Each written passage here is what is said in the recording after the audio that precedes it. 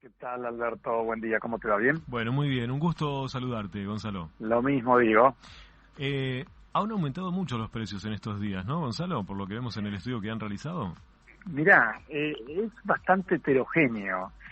Sí hemos observado que han retocado los precios hacia arriba y muchas veces, por lo menos en frutas frescas o verduras frescas, ahí donde está el punto de discusión, donde hay mucha queja, donde el consumidor final presiente que ha habido como un abuso en ciertos casos, y nosotros lo que hemos estado haciendo es hablando desde con grandes cadenas de supermercados, como también con negocios especializados. Negocio especializado es, por ejemplo, es una verdulería que de barrio, que atienden un barrio a la calle. Hemos hablado con algunos de ellos, con grandes cadenas de supermercados y con algún referente del mercado central, para ver qué es lo que ha estado pasando. Y nosotros lo que observamos en función de lo que exploramos es que la primera pregunta que hacíamos era justamente la que vos me decís a mí. Bueno, sí. ¿Qué ha aumentado y por qué? Y encontramos respuestas diferentes. La otra pregunta que hacíamos es, ¿hay control del gobierno en estos sectores? ¿En cuáles es más fácil y en cuáles es más complicado? Entonces, lo que nosotros después cruzábamos datos eran lo siguiente. En las grandes cadenas de supermercado estaba mucho más controlado, digamos, en la lista de precios por el gobierno, y es porque es más sencillo desde el lado del gobierno poder hacerlo. A los mayoristas y a los supermercados es más sencillo hacerlo, son menos cantidad, hay sistemas informáticos que es más fácil de controlar, e incluso había habido en algunos casos la orden de retrotraer precios a principios de marzo. Claro. Entonces, cuando uno analiza, por ejemplo, en nuestro caso, nosotros analizamos y hacemos relevamiento de precios en las cadenas de supermercados, lo que vemos en general, o te diría, por lo menos tercer semana de marzo, con respecto a la segunda, veíamos en el ajo un aumento casi del 2,30%, en la remolacha, creo que vos lo habías mencionado hace un ratito, sí. 5,50% de aumento, en el zapallito más del 8%.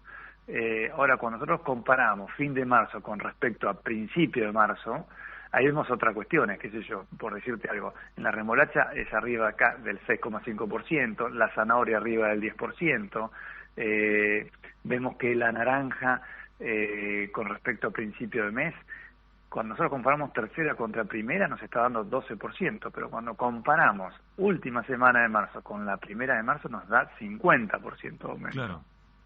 Es decir, 50% la naranja, el tomate, vos lo mencionaste, a nosotros en el mes nos da una variación del casi el 25%.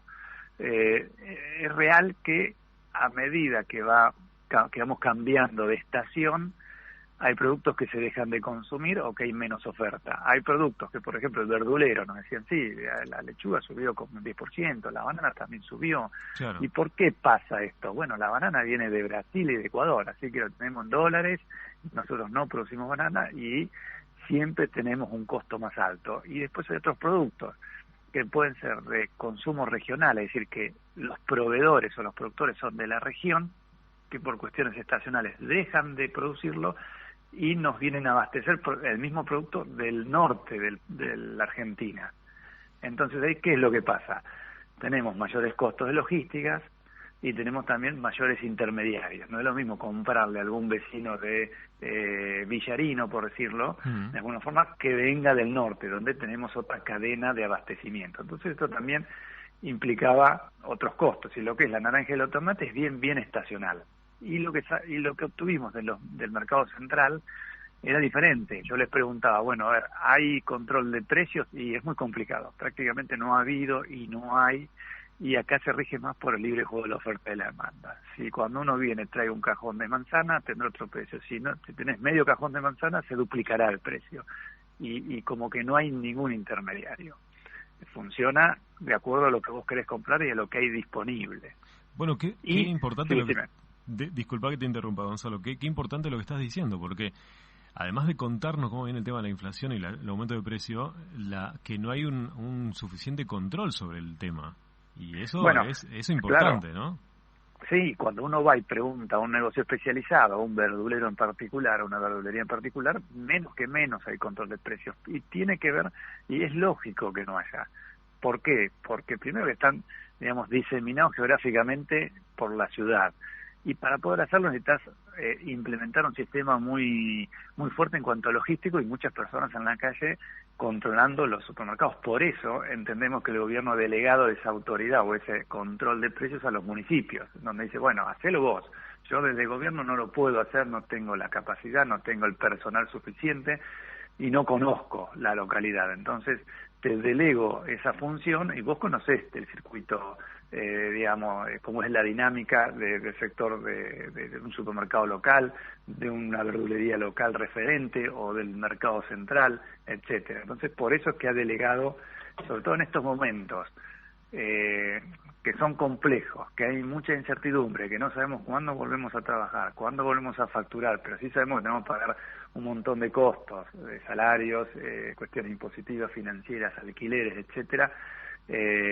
Siempre está la oportunidad de hacer buenos negocios, pero también el abuso de aumentar precios cuando en esta situación tan caótica y de crisis deberíamos tener cierto control en ese tema. Bueno, estoy mirando la página del CREVA y sí. Está muy buena. Yo recién la descubro, Gonzalo. Sí. Te puedo tutear, ¿no? Sí. Por supuesto. La calculadora de inflación en Bahía Blanca. Y estaba, vos decime si estoy haciendo lo correcto. Entonces acá dice capítulo educación. Yo hago un clic en educación y automáticamente me pasa que dice que hubo un 7.40% de aumento. Sí, es correcto como lo estás haciendo. Este tema de la calculadora, que lleva muchos años, con el correr del tiempo se ha ido mejorando y es prácticamente lo que más se usa, o una de las cosas que más se usa porque la gente puede ver cuál es la inflación por capítulo, por mes, por año, desde que se creó la serie, desde 1996 aproximadamente. Es muy bueno.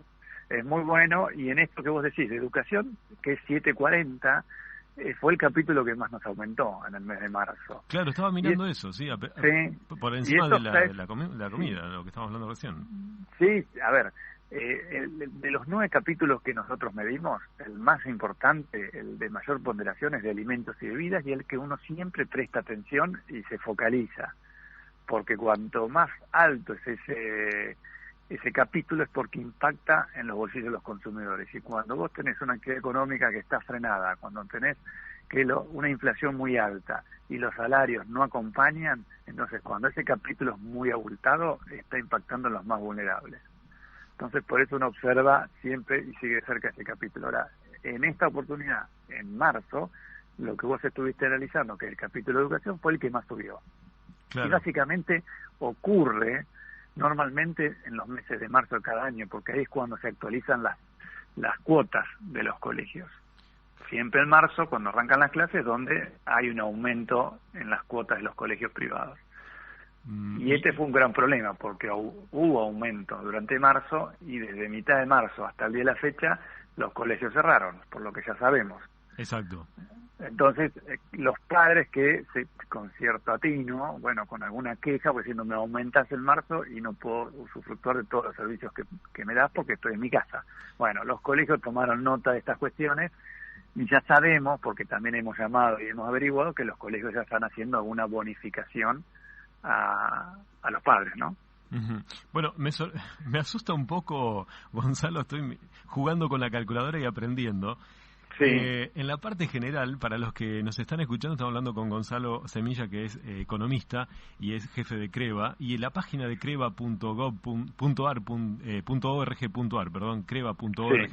ahí está bien dicho. En la parte general me busqué el año 1996, como me decías recién, y hasta ahora, marzo del 2020, y la inflación es de 5.145. Correcto, yo estoy haciendo lo mismo que vos.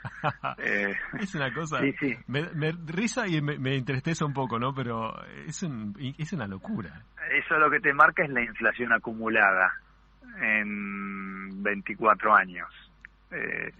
Sí, claro, el número asusta, pero yo te diría que es asombroso, es exorbitante, pero ya imagínate si esto es exorbitante.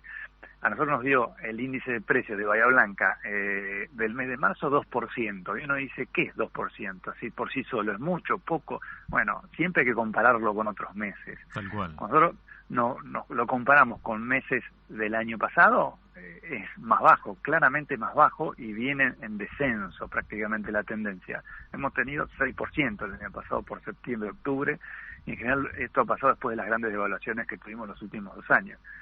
2% comparado con lo que fue el año pasado es una buena noticia.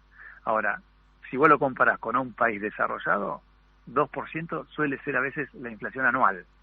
Justamente te iba a decir eso. He escuchado algunos colegas tuyos diciendo, a ver, la inflación está bajando, pero tengamos en cuenta que en un mes nosotros tenemos la inflación de un año de otro país. O sea, por eso, ese es un dato cierto. Hay países que han tenido 1% en el año, es decir, la mitad de lo que nosotros tuvimos en un mes. De todas formas, son comparaciones que está bueno realizarlas, pero tenemos que hacerlo con nosotros mismos, más que con otros países, en el sentido de que si hemos tenido inflación hace 5 meses atrás del 6%, ahora estamos teniendo del 2%. Y ha bajado, y uno dirá, qué bueno que estamos haciendo los deberes. Bueno, en cierta forma se puede interpretar de esa manera. Por otro lado, todo lo que son las tarifas de los servicios públicos están pisadas. Entre comillas, se encuentran pisadas por 180 días, entonces eso hace también que no haya variaciones de precios, que también impulsan a la inflación. Ahora hay que ver cuando pasen los 180 días, ¿no? Es la gran pregunta, ¿qué va a pasar? Con cual. Esto, digamos, cuando yo tenía entrevistas con ustedes o con otros colegas, sí, en febrero era la pregunta, ¿qué va a pasar después de 180 días? Bueno, yo me imaginaba que el gobierno no iba a desafectar de un día para otro los 180 días, sino iba a ir liberando con tranquilidad para que no haya un abultado índice de inflación en un mes, concentrado en un mes. Ahora, con la pandemia y con todos los recaudos que está tomando el gobierno y el esfuerzo que está haciendo, esos 180 días, a mí, de cajón que va a 180 días más. Claro. Digamos, con el ruido que hay en nuestro país, andar, digamos, liberando la actualización de servicios públicos sería un problema, pero entiendo también desde los oferentes del servicio, de los que proveen el servicio, bueno, a veces sus ecuaciones no le cierran. Gonzalo, para despedirte te voy a hacer la pregunta que se hace todo el país, que se hacía mi abuelo, que ya no está, cuando yo era chico, y que se van a seguir haciendo muchos dentro de un tiempo, y es, ¿cómo hacemos para que esta inflación, este tema de la inflación, que tenemos 5.145 en 2 décadas y media casi, sí, bueno, ¿cómo hacemos para controlar esto? O sea, ¿hay alguna posibilidad, usted que es economista, hay alguna posibilidad de que esto en el futuro no vuelva a pasar? Uno lo que hace muchas veces es analizar la historia de nuestro propio país y, como te decía, compararla con aquellos países que han tenido alta inflación y que han hecho que nosotros no hayamos hecho o lo hayamos hecho y no hemos tenido resultados. Tal cual. En general la Argentina, los últimos 6 o 7 décadas hemos convivido con alta inflación. Lamentablemente, es un país inflacionario, digamos, sí, lamentablemente, y muchas veces tiene que ver también con 2 cuestiones, a mi entender, que el Estado, digamos, muchas veces los ojos están orientados hacia el Estado, hacia el uso no eficiente de los recursos. Cuando vos tenés también crónicos déficits fiscales, donde vos te financiás con la maquinita o te financiás con deuda externa, que es lo que nos pasa a nosotros. Muchas veces no nos financiamos con recursos que no son nuestros, que los pedimos en el mundo exterior, y después no hacemos un buen manejo de nuestras cuentas públicas. Entonces, una primera cuestión que hay que hacer es tener un uso eficiente de los recursos del Estado, cosa que no lo hemos logrado en mucho tiempo, en muchas décadas. Entonces, cuando tenemos un Estado desordenado, desordena la economía. Cuando imprimimos billetes, indudablemente esto impacta en el mercado, digamos, inflacionario, en los precios. Entonces, primero tenemos que mirarnos hacia adentro y ver cómo manejamos el Estado, ser más eficientes. ¿Se puede hacer? Sí. Bueno, hay cuestiones que están muy enquistadas y habrá que correrlas de lado, llevará tiempo. Y por otro lado, siempre este contexto de que un Estado no es muy eficiente y no cumple normas a nivel institucional, etcétera, hace que el empresariado no tenga demasiada certidumbre en cuál es el rumbo, y por las dudas remarca un poco más lo que tendría que hacer. Porque como no sabe cuál va a ser la reacción del Estado, entonces vos ves que vos compras un jean a 4.000, 5.000 pesos cuando en fábrica lo tenemos no más de 1.000 pesos. Entonces, ¿qué está pasando en el medio? Exacto. Entonces, ahí tenés un problema de especulación, pero también tenés un problema de intermediarios. En Argentina hay muchos intermediarios. Las cadenas son muy largas. Desde que sale de la fábrica hasta que vos lo comprás, hay un sinfín de intermediarios que cada uno le pone su porcentaje.